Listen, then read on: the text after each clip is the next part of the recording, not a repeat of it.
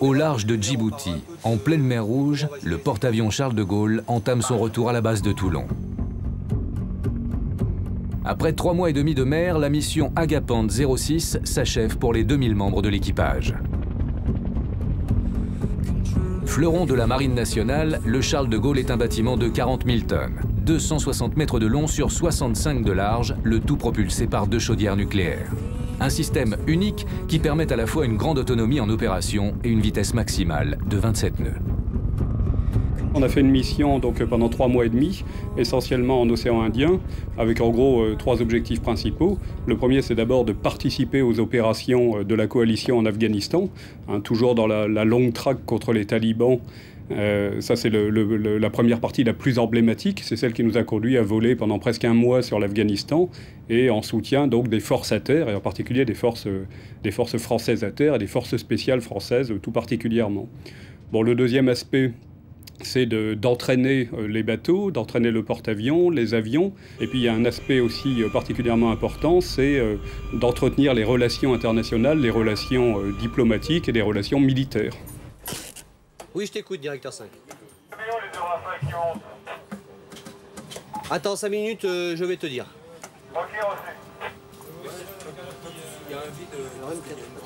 Le pont d'envol, c'est le domaine des chiens jaunes, baptisés ainsi en raison de leur code couleur à bord et de la douceur de leur voix. Ils sont chargés de l'organisation des catapultages et des appontages, avec comme souci premier la sécurité des personnels. Chaque déplacement d'appareil s'effectue sous leur directive et quel que soit le grade que l'on porte sur le pont d'envol, on obéit aux chiens jaunes. Qu'il s'agisse d'une mission de guerre, d'un exercice, d'un entraînement ou d'une démonstration, chaque pontée sera préparée avec la même précision. Changer, parce que le 15 est en première. Là. On change, hein? 15 en première, tu m'as dit? Ouais, 15 en première de nous.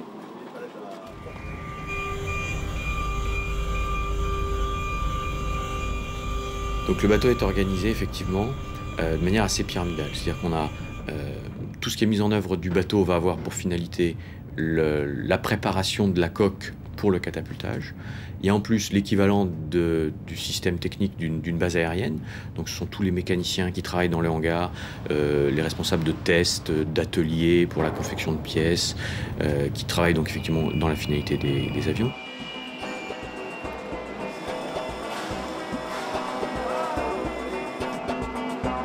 Le hangar aviation, une surface de 4500 m² capable d'accueillir une vingtaine d'appareils. L'entretien et la réparation des avions et des hélicoptères sont réalisés directement dans le hangar. De même que la confection des pièces de rechange. Une vingtaine d'ateliers spécialisés fonctionnent 24 heures sur 24 et permettent de répondre instantanément aux problèmes techniques. Réacteurs, systèmes hydrauliques, batteries, roues, crosses, armements, sièges éjectables, parachutes, radars et radios, tout est testé au départ et au retour de chaque mission. Le hangar sert aussi de gymnase. Cordes lisses, tapis de course, rameurs, cours de boxe, le sport continue pendant que les techniciens préparent les avions. À tout moment, que ce soit pour un exercice ou pour une mission, il faut être capable de les catapulter. Et ce, le plus rapidement et dans les meilleures conditions de sécurité possibles. Ah, j'écoute. On va chercher 2 SEM.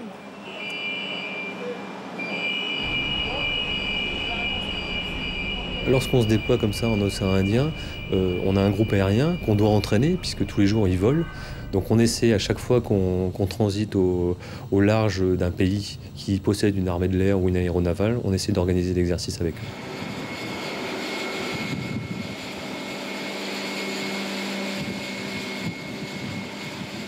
Le simple fait de mettre en œuvre des avions à réaction sur des pistes qui font 200 mètres de long, alors qu'en même temps on transporte des soutes à munitions.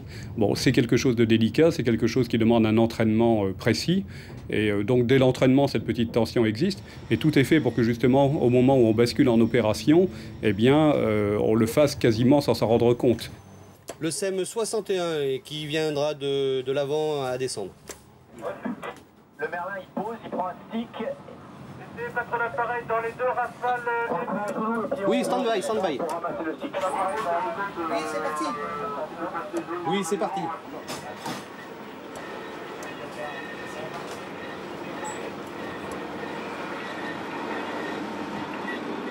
Sur une base aérienne, on fait décoller des avions sur des pistes qui sont de l'ordre de 2 à 3 km. Là, il y a 75 mètres pour qu'ils s'envolent. Donc forcément, il va y avoir des procédures particulières, des risques bien évidemment plus importants. La concentration des personnels de bord est permanente. Qu'il s'agisse d'une opération de guerre, d'un exercice avec un pays allié ou d'un entraînement, il n'y a pas de place pour la routine. Pour toutes les pontées, chaque geste est répété. Chaque procédure est validée, quelle que soit la nature de la mission. Un seul maître mot, sécurité. On a coutume de dire qu'on s'entraîne comme on fait la guerre et qu'on va faire la guerre comme on s'entraîne. Maintenant, je dirais que 90% du travail psychologique et après 100% du travail technique a été fait en amont de par l'entraînement qu'on subit toute l'année. Une fois les avions en place sur le pont d'envol, ce sont les patrons d'appareils reconnaissables à leur tenue marron qui effectuent les dernières vérifications. Garant du bon fonctionnement des appareils et de la sécurité des pilotes, le check-up final leur appartient. Rien n'est laissé au hasard et les protocoles sont respectés à la lettre. À quelques minutes de rejoindre leur cockpit, les pilotes contrôlent une dernière fois leurs avions. Vient ensuite le temps de la préparation mentale. Toute mission, quelle que soit sa nature, requiert une attention et une concentration constante. Oui, on a envie de partir en opération parce que c'est un métier où on s'entraîne énormément. Maintenant, est-ce qu'on est content de partir à la guerre? Non. Je ne crois pas que les pilotes soient contents d'aller larguer des bombes. C'est pas vrai. On préfère revenir avec sa bombe. Je dirais que c'est frustrant puisqu'on s'entraîne toute sa vie pour faire la guerre. Mais en fait, on préférait avoir la paix, quoi. On fera la guerre pour la paix, en fait. Voilà.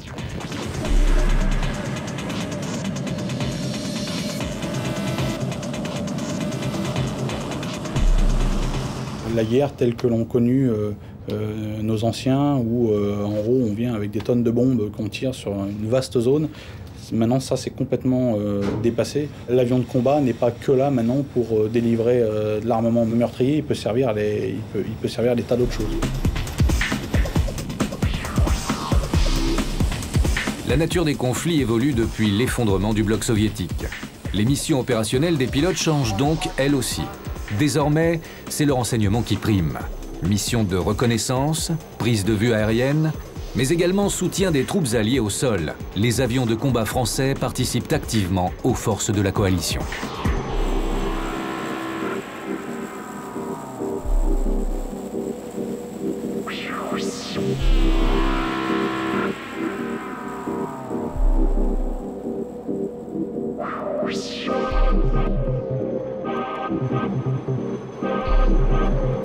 Les pontées sont toujours organisées de la même façon. Le premier aéronef à être catapulté, c'est l'Hawkeye. Littéralement, l'œil du faucon.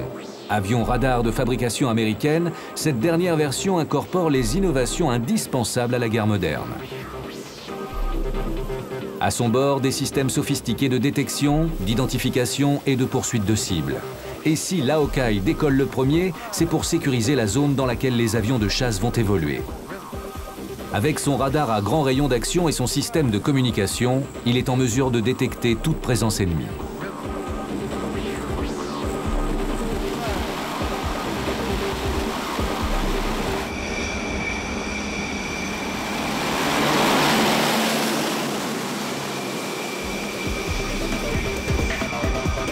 Une fois l'avion de reconnaissance en l'air, tout s'enchaîne très vite, sous le contrôle de la passerelle aviation.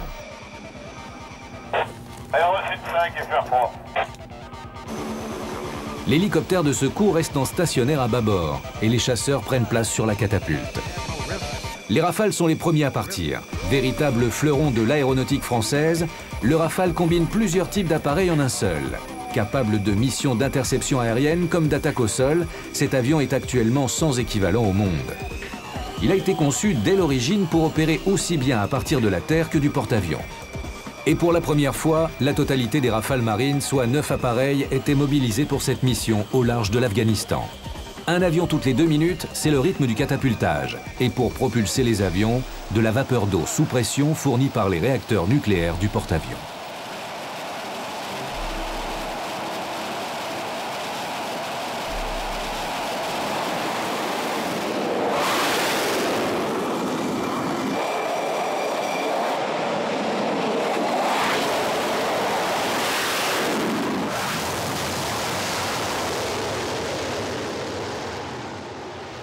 C'est très simple, c'est un moteur à vapeur, 2 rangées de cylindres de 75 mètres de long qui permettent de lancer l'avion avec une vitesse en sortie de catapulte d'environ 130 nœuds, ce qui fait 220 à 230 km/h.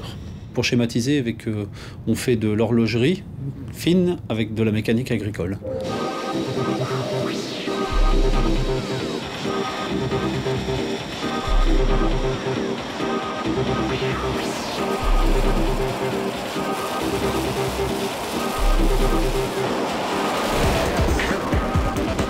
Puis, c'est le tour des super-étendards.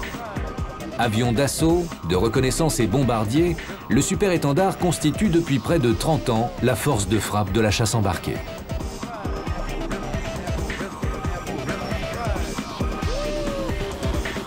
Contrairement aux avions de dernière génération, il n'est pas catapulté par le train avant, mais par un système d'élingue en acier qui tracte l'appareil.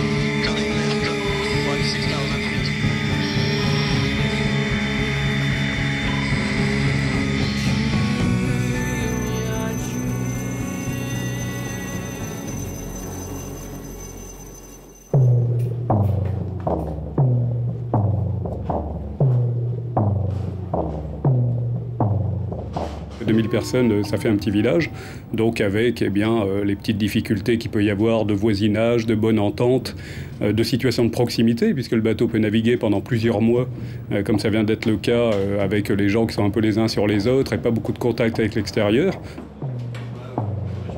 Pendant les vols, la vie à bord continue. Près de 2000 hommes et femmes cohabitent dans un environnement extrêmement bruyant. Pour se déplacer, les coursives qui obligent à la marche dite du canard, baisser la tête en levant les pieds. Et pour passer d'un niveau à l'autre, des échelles presque verticales. Mais tout est organisé pour répondre aux besoins de la vie quotidienne des membres de l'équipage. Être enfermé dans une boîte en fer, oui, c'est pas rigolo. On fait vite le tour, on tourne vite en rond. Donc faut trouver forcément des loisirs, hein, si je puis dire, la lecture, le sport, enfin surtout le sport en fait. C'est particulier, c'est dur, mais je pense pas plus dur que certaines armes. Et après vous avez le mois de juillet ou le mois d'août encore? Mois d'août. Mois d'août? Ouais. C'est un voyage? 5 semaines. C'est un sport d'équipe. Tous les éléments sont importants, de celui qui prépare le repas à bord, qui répare nos avions, ou encore même la personne qui lave nos combinaisons de vol. C'est un grand orchestre, et s'il y en a un qui joue pas sa partition de manière satisfaisante, la machine va s'enrayer. À bord, un service de blanchisserie performant fonctionne en permanence. Uniforme, tenue de sécurité, combinaison de pilote, effets personnels, tout le linge est traité dans la journée et rendu à leur propriétaire. Les équipes de blanchisserie se relayent constamment afin d'assurer un service continu et de maintenir le niveau d'équipement des militaires. Pour autant, rien n'est rejeté à la mer. Toutes les eaux usées sont recyclées dans l'unité de retraitement des déchets afin d'éviter toute pollution. Le recyclage est la règle sur tout le bâtiment. Les déchets non recyclables seront compactés avant d'être emportés à terre par hélicoptère.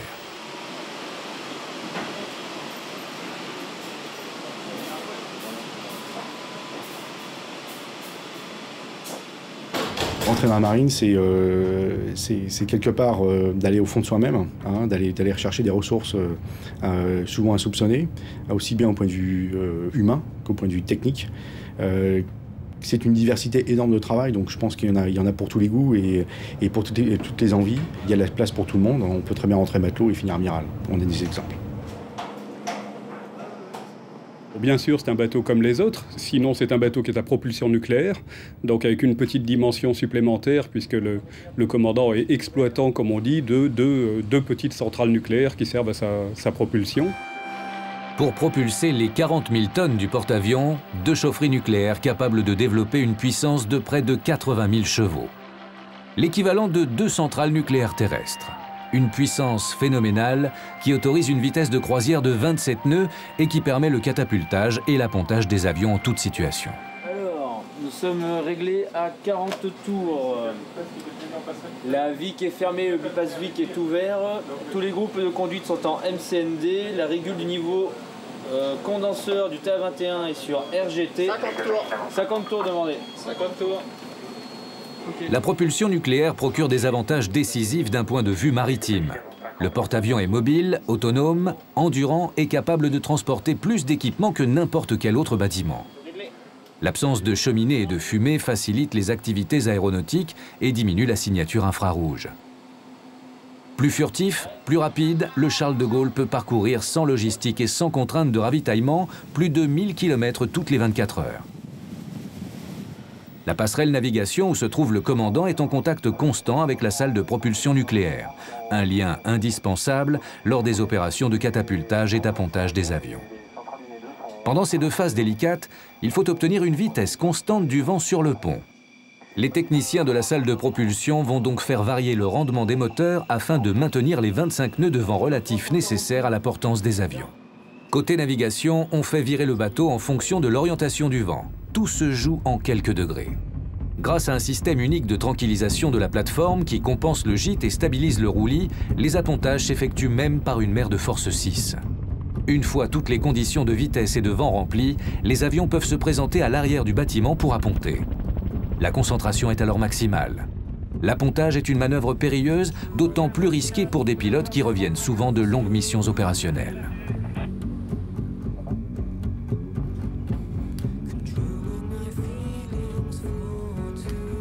C'est Damien.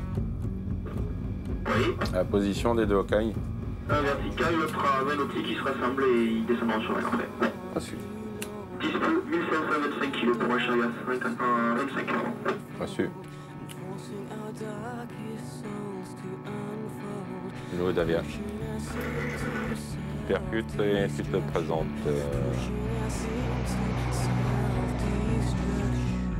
La particularité du théâtre afghan, c'était qu'on opérait très très loin du porte-avions. Les vols étaient très longs, de 5 à 6 heures. Et au bout de 5 à 6 heures, on arrive très fatigué sur le porte-avions. Et pourtant, il faut se concentrer. Il faut se concentrer pendant les quelques secondes qui vont nous permettre de revenir à bord.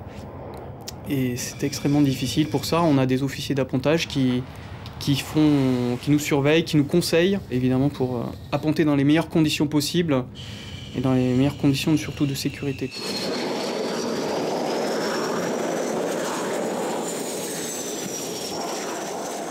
On ne fait pas de différence entre un pilote qui revient d'une mission de guerre et un pilote qui revient d'un entraînement, si ce n'est qu'on est conscient que les missions de guerre telles qu'on les a pratiquées en Afghanistan sont des missions très longues. Donc de 5 heures, et on sait que les pilotes vont être un peu apathiques dans leur avion, un petit peu fatigués. Donc ça, c'est un danger dont on est conscient et on tient compte pour les officiers d'appontage. La partie visible du système d'appontage consiste en 3 câbles d'acier. Les avions qui se présentent doivent s'accrocher à l'un des 3 avec leur crosse rétractable. Au moment de l'accroche, les brins sont capables de stopper en quelques dizaines de mètres des appareils de 10 tonnes lancés à plus de 200 km/h. La décélération se fait au moyen de brins qui sont des câbles qui sont reliés à des poulies qui freinent l'avion. Et la difficulté de l'appontage réside dans la précision de l'impact sur le pont pour que la crosse accroche un brin et donc que l'avion soit freiné et s'arrête en toute sécurité.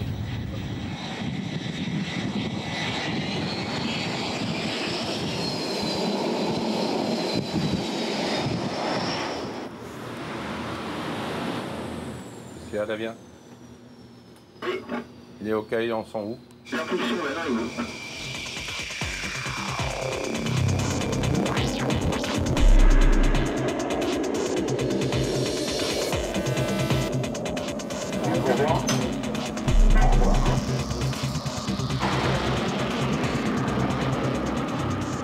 va revenir sur une petite coquille de noix qui fait quand même 300 mètres de long, mais pour nous, c'est une coquille de noix. Quelquefois, au moment de l'appontage, la crosse n'accroche aucun des 3 brins.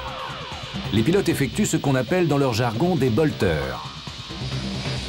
Il faut alors remettre les gaz et se représenter à l'arrière du porte-avions.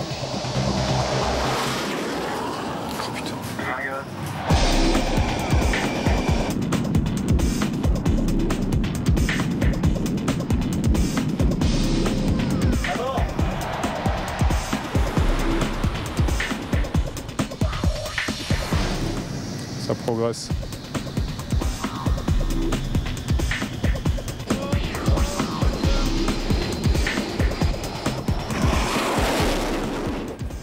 Non, mais il y a des jours comme ça, il y a des jours avec, il y a des jours sans.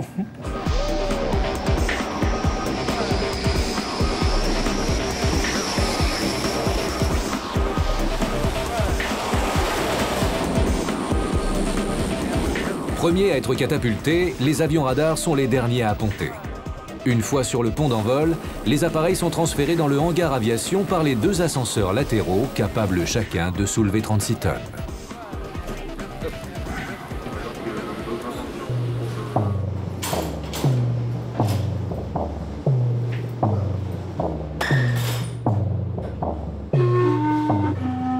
Sur le pont d'envol, la vie de l'équipage continue.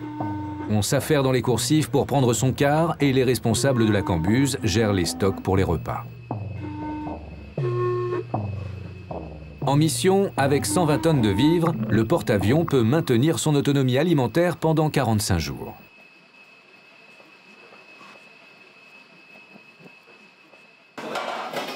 Des produits frais sont achetés au cours des escales, mais tout est organisé pour une autarcie complète. Pour la logistique alimentaire, 2 cuisines préparent près de 4000 repas par jour.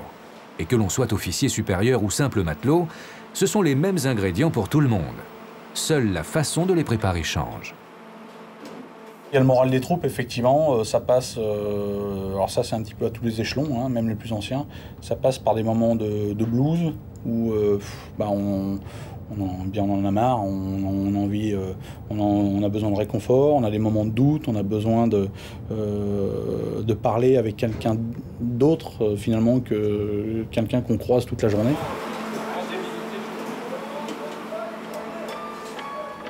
L'étroitesse du bâtiment ne facilite pas l'isolement et le repli sur soi. La nuit, la sécurité impose la couleur rouge pour toutes les coursives. Pour l'équipage qui n'est pas de veille, il reste comme lieu de distraction la cafétéria et les carrés réservés en fonction des grades.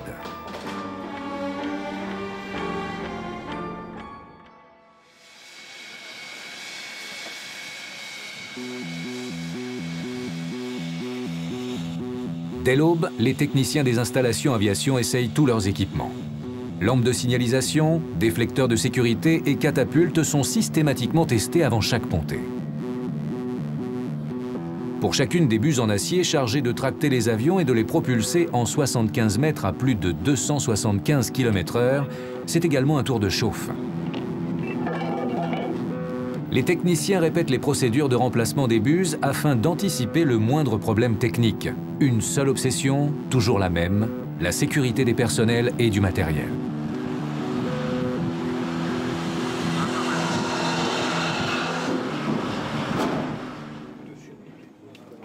Sinon, c'est sauf pour le cross-turn. Ouais. Là, c'est au-dessous. Au cross-turn, dans tous les cas, c'est... Non, mais en achat. En achat, c'est au-dessous. Pendant ce temps, commence le briefing des pilotes. Environ 3 heures avant le premier catapultage, les pilotes de l'aéronaval prennent connaissance de l'exercice à effectuer. Données météo, coordonnées géographiques, rien n'est laissé au hasard et aucune mission ne ressemble à la précédente. Règle de base, jamais de routine. Chaque mission a un petit peu ses particularités, ses ingrédients qui vont nourrir le vol et finalement l'agrémenter de choses qui font que c'est un petit peu différent de la veille.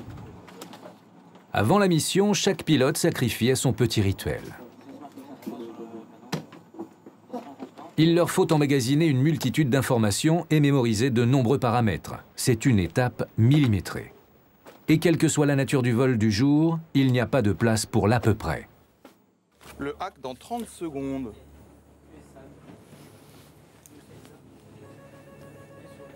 Et pas de spare. Hein.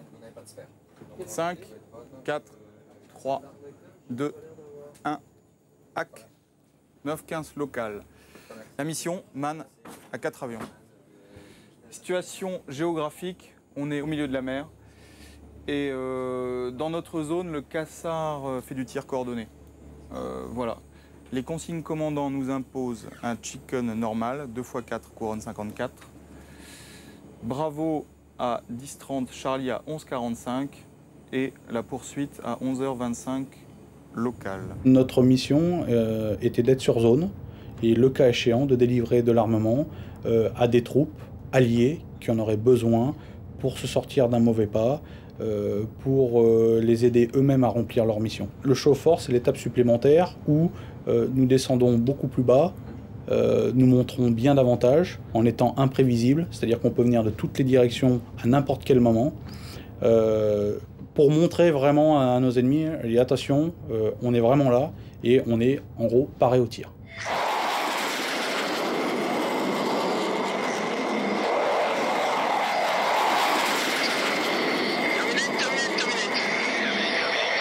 On entend des gens qui se font réellement tirer dessus au sol, des tirs talibans là, dans ce cas-là. Forcément, au niveau maturité, on se rend compte que c'est plus de l'entraînement là, donc qu'il faut être au meilleur de ce qu'on peut donner. Ce qu'on va effectuer, c'est un rassemblement type PA dans le 360 20 nautiques à 500 pieds.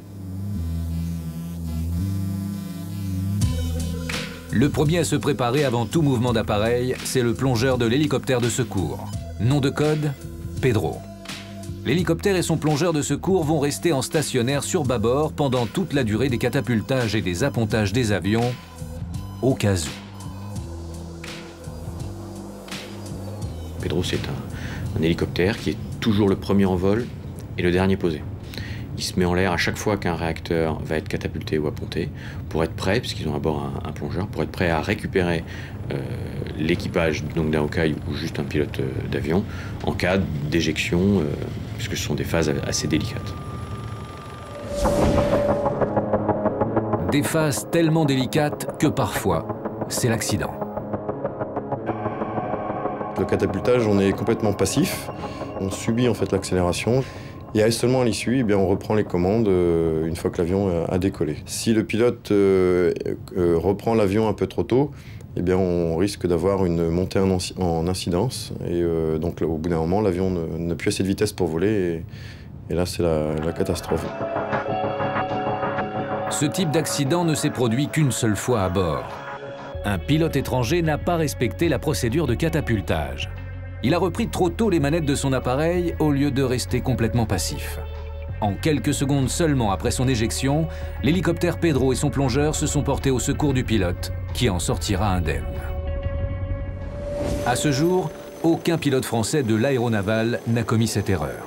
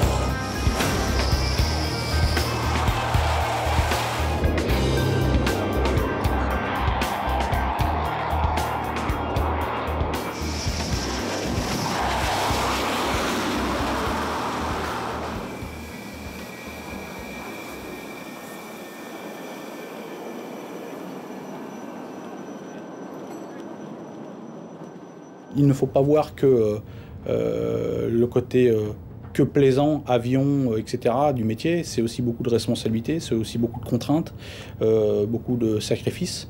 Et il faut avoir pensé aussi tout ça en avance de phase. Ça évite qu'on aille de désillusion en désillusion une fois qu'on est lancé dedans, que déjà l'État a investi dans la formation d'un pilote pour finalement entendre après coup bien non, je me sens pas du tout fait pour ça, quoi. Ça, c'est la pire des choses qu'on peut être amené à entendre, et pour ceux qui l'ont formé, parce que c'est beaucoup d'énergie aussi pour nous, et même pour l'individu lui-même, parce que finalement c'était de la perte de temps, et puis après c'est un échec.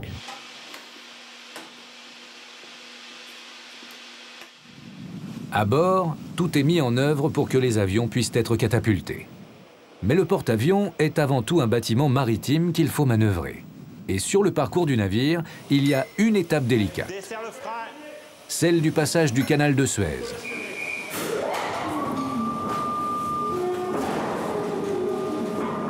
Mouillage obligatoire pour attendre son tour, il faut jeter l'ancre.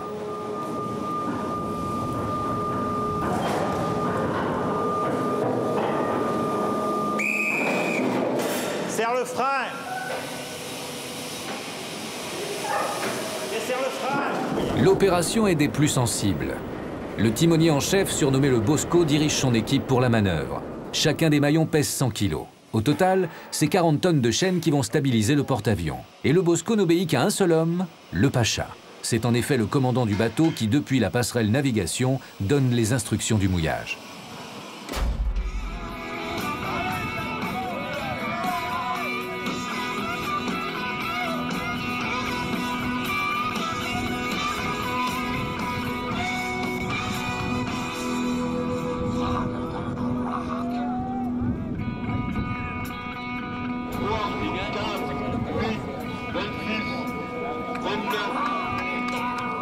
À chaque passage du canal, la tradition de la Marine nationale, c'est d'organiser les 6 heures de Suez. À l'aller comme au retour, une course relais pendant toute la durée de la traversée. Les équipes sont constituées, l'ensemble de l'équipage peut alors profiter du pont d'envol.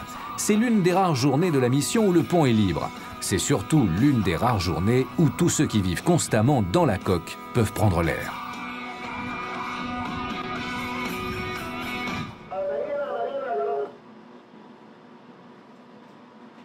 Au niveau militaire, c'est sûr qu'on est en situation un peu de vulnérabilité quand on est très près de terre. Et là, on s'en remet essentiellement dans le gouvernement égyptien, qui nous donne les meilleures garanties possibles pour assurer la sécurité du transit du bateau à l'intérieur du canal, parce qu'il est évident qu'on ne va pas catapulter des avions de chasse en plein milieu du canal. Mais vous avez peut-être vu que le dispositif militaire égyptien était conséquent. Et pour ce qui concerne la France, on s'en remet entièrement aux Égyptiens dans ce domaine-là. Le passage de Suez est certainement l'étape la plus délicate du parcours. Sur terre, des sentinelles égyptiennes sont postées tous les 150 mètres. Sur l'eau, l'escorte du porte-avions. Une frégate anglaise, une frégate française, un pétrolier ravitailleur et sous l'eau, en amont, un sous-marin nucléaire. Le Charles de Gaulle ne sort jamais seul en opération.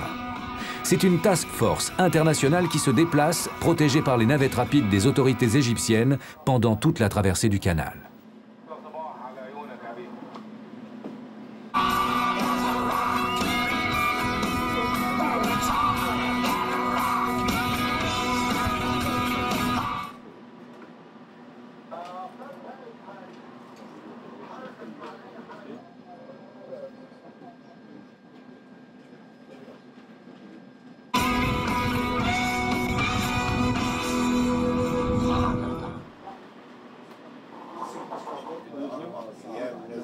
Aucun catapultage possible, une vitesse maximale de 10 nœuds, une escorte maritime pour seule protection. Le porte-avions est particulièrement vulnérable lors du passage de Suez. L'apparente décontraction d'une partie de l'équipage tranche avec l'extrême concentration de la passerelle de navigation. Et au poste de combat, des hommes parés à toute éventualité. À l'horizon, le bout du canal, la fin de la mer Rouge, l'entrée dans la Méditerranée.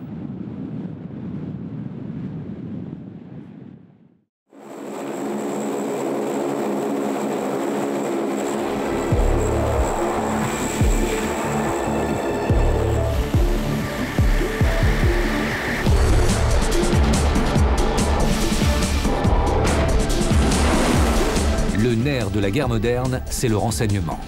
À bord du Charles de Gaulle, les 2 Hawkeye de fabrication américaine ont pour mission de balayer avec leur radar surpuissant la zone d'action des avions de chasse avant et pendant leur mission. Dans la carlingue étroite des appareils, des techniciens recueillent, analysent puis transmettent les informations nécessaires à la planification des opérations. Toutes ces données permettent aux pilotes des chasseurs de mener au mieux la tâche qui leur est confiée. Au sein de l'îlot du porte-avions, c'est dans le centre opérationnel que l'ensemble des informations est centralisé, stocké et décortiqué. Alors actuellement, il fait route à 18h.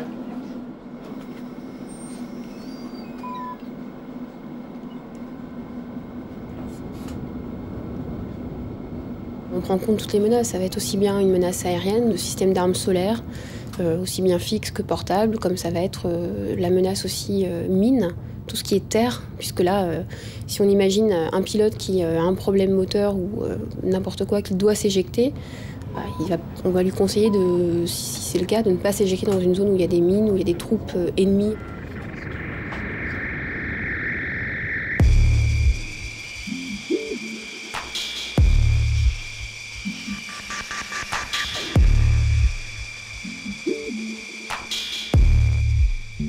Pendant que les missions continuent pour la force aéronavale, la vie dans la coque suit son cours. À quelques jours de l'arrivée à Toulon, il est grand temps de poster une missive à ses proches ou à quelques philatélistes avertis. Pour chaque mission, la Poste confectionne des tampons spéciaux particulièrement prisés des collectionneurs. Ainsi, à chaque escale, des sacs entiers d'enveloppes à timbrer arrivent à bord. Mais la simple lettre ne remplit plus son rôle de contact avec la Terre. Maintenant, les moyens de communication sont relativement développés à bord. C'est à double tranchant parce que c'est réconfortant de pouvoir téléphoner plus souvent, plus rapidement, de pouvoir s'écrire par Internet. Mais c'est aussi le moyen que les gens ont pour apprendre des mauvaises nouvelles. L'éloignement fait que un certain nombre de choses deviennent parfois exacerbées. Lorsque vous êtes chez vous, que votre gosse a une grippe, il y a une grippe. Lorsque vous êtes à 5000 km, la grippe, je dis souvent, devient une pneumopathie à liaison pleuroparenchymenteuse évolutive apparente. Voilà, ça devient un truc énorme parce qu'on est loin, parce qu'on n'a pas le contact.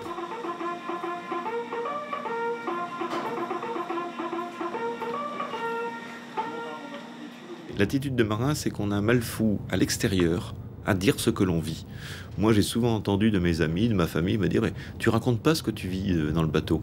C'est vrai, on racontera les escales parce que découvrir un pays est toujours exceptionnel, mais ce que l'on vit dans le bateau, on en parle très peu. Pour les Bleus à l'âme, l'aumônier du bord accueille tout le monde, quelle que soit la confession. Pour les Bleus au corps, un véritable hôpital avec 2 blocs opératoires, une salle de déchocage, 16 lits et un cabinet dentaire. Pour les pilotes, un médecin et une kinésithérapeute, spécialisés dans les pathologies du vol. L'hôpital du porte-avions prend en charge également tous les blessés des autres bâtiments qui composent la force navale. Il y a une vie permanente sur ce bateau, ce qui fait qu'il y a toujours en permanence des risques. Et je dirais la plus grande satisfaction, c'est qu'on arrive en fin de mission, je dirais, sans avoir de sinistre à déplorer ou sans avoir de blessés graves à déplorer. À bord du porte-avions, la police est assurée par les fusiliers marins. Commandos de choc capables de remplir des missions opérationnelles, leur entraînement est permanent. Un objectif premier, la sécurité.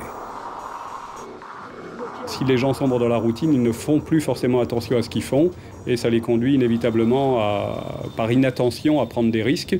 Et il y a eu des cas malheureux il y a 20 ans ou il y a 25 ans de gens qui ont été happés par des hélices d'avions sur le pont ou par des réacteurs parce qu'effectivement, la routine s'installant, eh bien, ils ne faisaient plus attention, ils n'étaient pas dans la situation d'éveil qu'on essaie d'entretenir en permanence chez eux.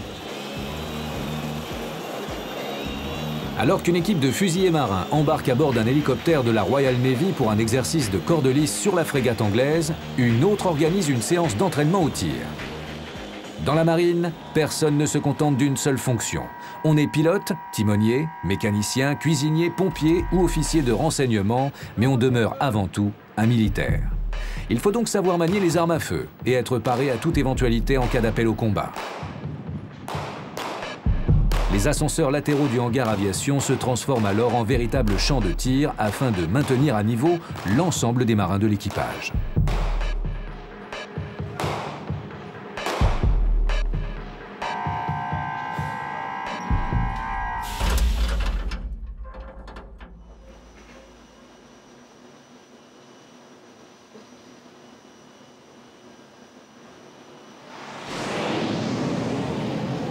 machine avant 80.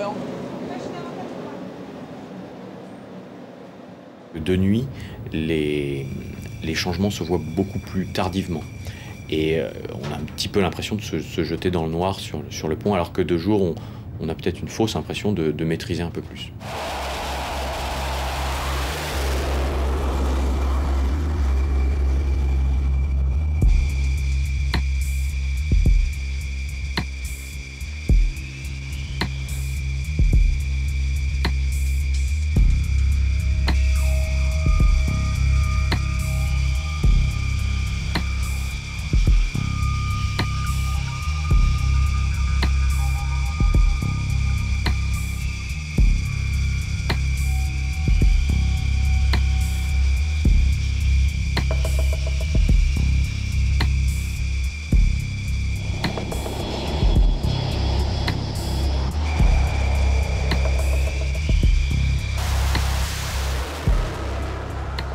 De nuit, on ne voit que trois petites lumières qui arrivent donc dans l'axe du bateau, c'est tout. Par nuit noire, vraiment noire, quand il n'y a pas de lune, pas d'étoiles, qu'il n'y a pas d'horizon, là c'est vraiment très très dur.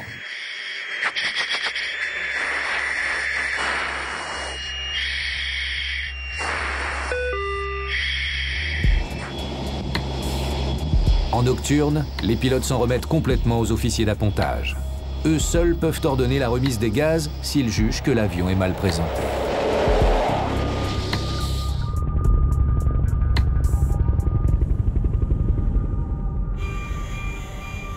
Dans le hangar, toutes les équipes sont mobilisées. Il ne reste qu'une nuit avant le dernier catapultage de l'ensemble des aéronefs du bord. Tous les appareils doivent être parés à décoller au petit matin pour rejoindre leur base.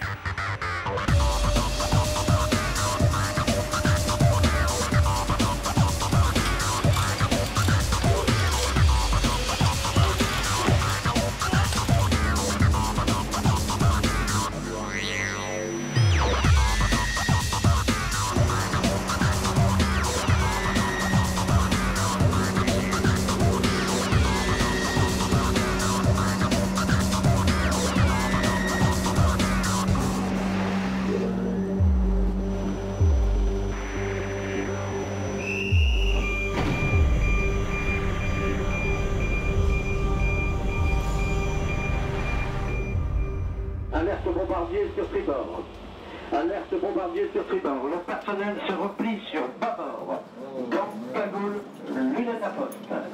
Et on se bouge rapidement. Allez, chacun repère sa position, un point fixe pour la posture de sauvegarde. 5, 4, 3, 2, 1.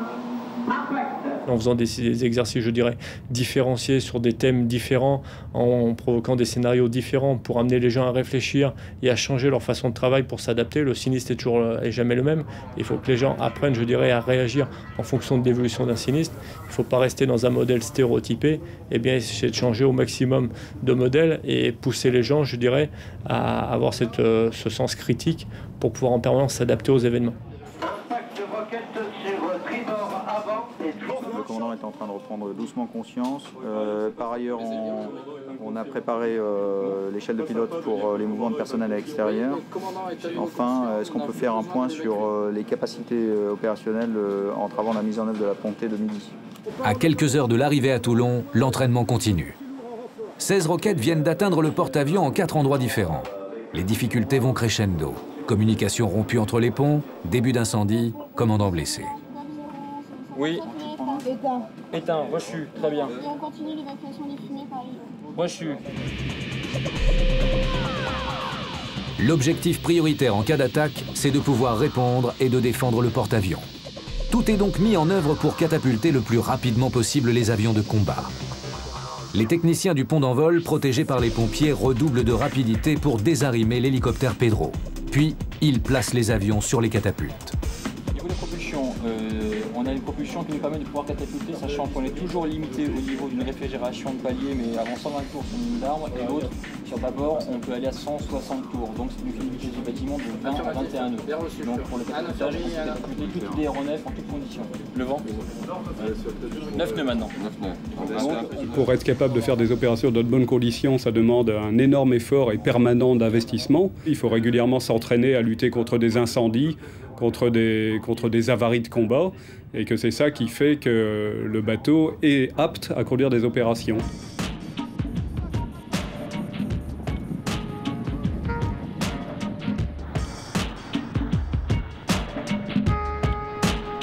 Dernière cueillette avant le départ des avions. Les techniciens du pont d'envol forment une ligne et inspectent chaque centimètre de la piste.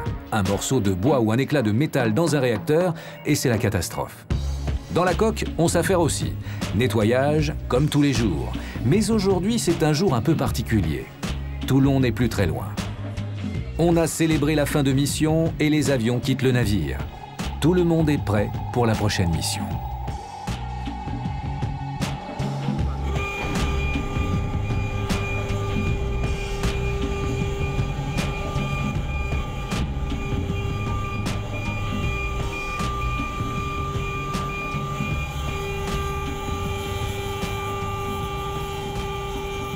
Ce qu'on a planifié, on l'a fait. Je dirais même qu'on en a fait plus, puisqu'il y a des exercices qu'on a fait en plus. Il y a même en opération, on a augmenté notre effort parce que les troupes au sol demandaient un effort supplémentaire. Et je veux dire, tout le monde a travaillé dans le même sens, et c'est ça qui est fabuleux dans une force navale, et je dirais même au sein du porte-avions, c'est que, comme vous l'avez dit tout à l'heure, il y a 2000 personnes qui travaillent pour une chose, c'est mettre les avions en l'air.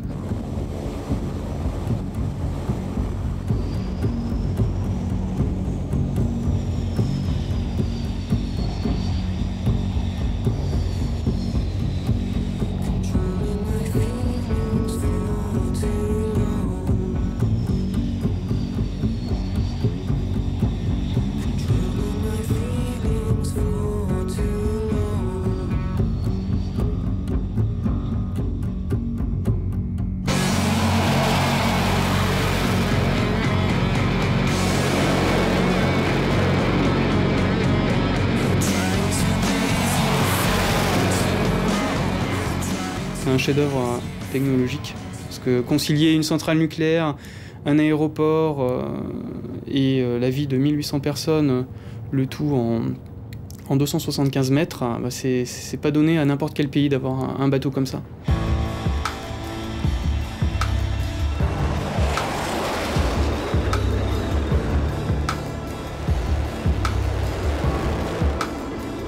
C'est une mission que moi je considère comme réussie, parce que mon premier devoir comme commandant de bateau, c'est de revenir avec un bateau, avec tous mes avions et avec mon équipage en bonne santé, fatigué mais en bonne santé. Et j'ai l'impression que les objectifs qu'on s'était fixés, tout particulièrement dans le domaine des relations internationales, ils ont été atteints, et qu'en particulier on entretient les meilleures relations avec des pays comme l'Inde, qui sont vraiment appelés à jouer un rôle déterminant à l'avenir dans cette région du monde. Ouais.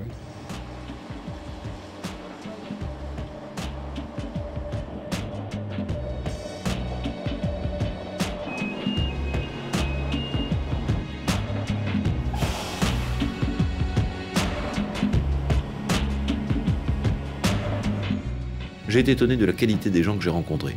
Vraiment, sans flagornerie, je suis tombé sur des gens qui sont volontaires, dévoués, qui ne comptent pas leurs heures, qui sont professionnels, qui, comme tout le monde, ont leurs faiblesses et leurs fragilités. Qui ne les a pas? Qui n'en a pas?